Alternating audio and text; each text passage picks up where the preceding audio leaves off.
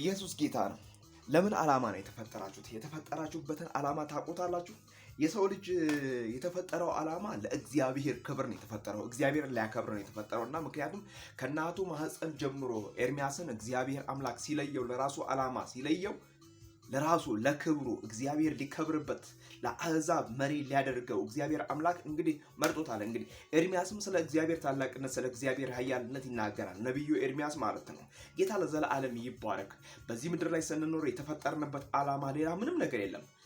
ጌታን ልናከብር ነው። የእግዚአብሔርን ወንጌል ልንናገር ነው። የእግዚአብሔርን የምስራቹን ቃል ልናበስር ነው። ምክንያቱም ብዙ ያልሰማ ትውልድ አለ። ብዙ በጨለማ ያለ ትውልድ አለ። ብዙ ግራና ቀኙን የማያውቅ ትውልድ አለ። ብዙ የጌታን ስም ለመጥራት በጌታ ፊት ለመንበርከክ የሚፈልግ ግን ግራና ቀኙን ያላወቀ ትውልድ አለ። ለዛ ትውልድ ነው የተፈጠርኩት። ስለዚህ እንደዚህ ልበል፣ መዳን በሌላ በማንም የለም።